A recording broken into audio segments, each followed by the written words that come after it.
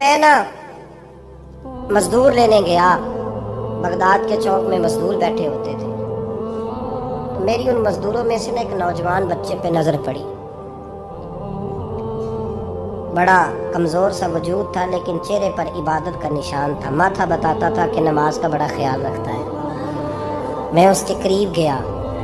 चेहरे भी बड़ा कुछ बताते हैं ना, चेहरों में भी बड़ी रानाई होती है। फरमाते मैं करीब गया, मैंने उसको कहा बेटे मजदूरी करोगे? तो कहने लगा मजदूरों में बैठा हूँ तो हुजूर मजदूरी के लिए ही तो बैठा हूँ। तो मैंने कहा कि चलो फिर। कहने लगा नहीं मेरी कुछ शर्तें।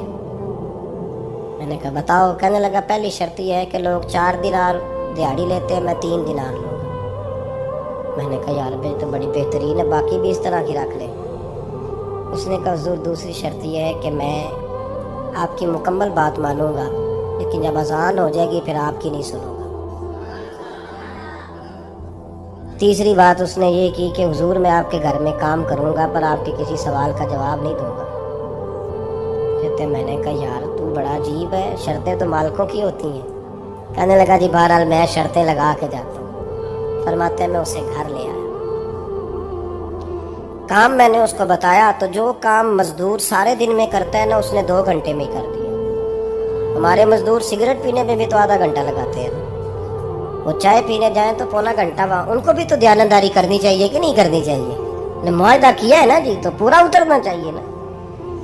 कहते 2 घंटे में। अब काम जब बंदा शुरू कराता है तो काम और निकल आता है। कहते काम मैंने उसको और बता दिया, वो करने लगा। उसने मिट्टी निकाल के रखी थी बाहर रास्ते में, तो अजान हो गई जोर की। उसने वहीं कुदाल छोड़ी कही और चलने लगा। तो मेरा बेटा कहने लगा इसको जरा बराबर कर दो। कहने लगा चुप कर जा, तेरे बाप से बात हुई थी। जब अजान होती है तो मैं किसी और की नहीं सुनता, सिर्फ अल्लाह रसूल की सुनता हूँ। कहते मस्जिद चला गया, नमाज पढ़ के आया तो दोपहर का वक्त था। मेरी बीबी कहने लगी इसको को खाना खा ले। कहते हमने कहा खाना खा लो, तो कहने लगा मैंने रोज़ा रखा हुआ। रमज़ान भी नहीं था, नफली रोज़ा रखा हुआ। फरमाते हैं शाम हुई, मैंने 3 दिनार दिए। तो मैंने कहा तेरा नाम क्या है? कहने लगा मैंने आपसे कहा था मैं किसी सवाल का जवाब नहीं दूंगा। तो वो चला गया। अगले दिन मैं फिर लेने गया उसे, काम कुछ और निकल आए। तो लोगों ने बताया वो सिर्फ हफ्ते वाले दिन आता है। मैंने कहा क्यों? कहने लगे जी वो कहता है मेरा हफ्ते का खर्चा 3 दिनार है। जब 3 दिनार कमा लेता हूँ तो बाकी सारा टाइम अल्लाह रसूल की जिक्र में गुजार दिया करता हूँ। फरमाते हैं जी अगले हफ्ते मैं फिर लेने गया। मैंने पूरा हफ्ता इंतज़ार किया कि काम उसी से कराना है। मैं जब गया तो मैंने कहा चलो। कहने लगा मेरी शर्तें याद है ना? और मैंने कहा याद है भाई साथ चल। फरमाते काम कराया। 2-3 हफ्ते वो आता रहा। एक हफ्ते में गया तो लोगों ने कहा हुजूर आज नहीं आया। क्यों? कहने लगे बीमार हो गए। कहाँ घर है? कहने लगे बगदाद के कब्रिस्तान के पीछे जो कच्ची आबादी है उसमें रहता है। फरमाते मैं गया, दरवाजे पे दस्तक दी तो कहने लगा हुजूर आप हैं? दरवाज़ा खुला है, आ जाइए। फरमाते मैं अंदर गया तो मैंने कहा तुम्हें कैसे पता चला मैं आया हूँ? कहने लगा हुजूर अल्लाह वाले हो, आप नहीं आना था, वरना अमीर तो गरीबों का पता लेने कोई नहीं आते।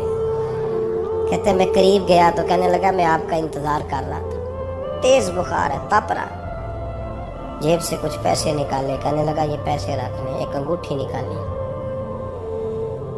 कहने लगा हुजूर आज रात को मेरा इंतकाल हो जाएगा, इन पैसों का कफन खरीद के सुबह जनाजा पढ़ के मुझे दफन कर देना, और जब दफन करो तो ये अंगूठी लेके असर के बाद हारून रशीद के पास जाना। आप उससे कहना मैंने मिलना है, पर वो आपको टाइम नहीं देगा। आप उसको आवाज़ दीजिएगा कि तेरी एक अमानत है मेरे पास। फिर वो आपसे मिलेगा तो अंगूठी दे दे, फिर आप मेरी तरफ से फारिग हैं। हज़रत फरमाने लगे तेरा नाम? और कहने लगा हुजूर वक़्त थोड़ा है,